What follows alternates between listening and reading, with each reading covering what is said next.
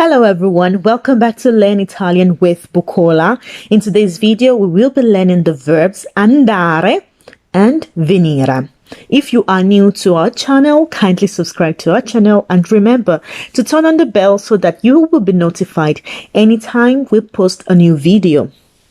The verbs andare and venire are common Italian verbs and they are two irregular verbs. Andare means to go, venire means to come.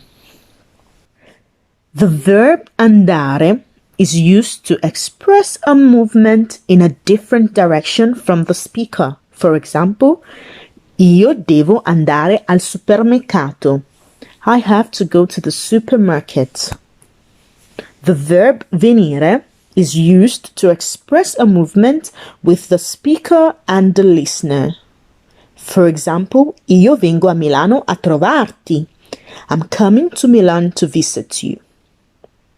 Now, let's look at the present conjugations of the verbs andare and venire. Indicativo presente. Andare. Io vado. Tu vai. Lui, lei va. Noi andiamo. Voi andate. Loro vanno. Io vado. Tu vai. Lui, lei va. Noi andiamo. Voi andate. Loro vanno. Now let's look at some examples using the verbs andare. Io vado a casa. I'm going home. Tu vai a lavoro? Are you going to work? So how do you respond to tu vai a lavoro? Sì, io vado al lavoro. No, io non vado a lavoro oggi. Lui va a mangiare fuori. Noi andiamo in chiesa tutte le domeniche. Voi andate fuori dalla stanza. Loro vanno a scuola in macchina. Il verbo venire. Io vengo. Tu vieni. Lui, lei viene. Noi veniamo. Voi venite. Loro vengono. Io vengo.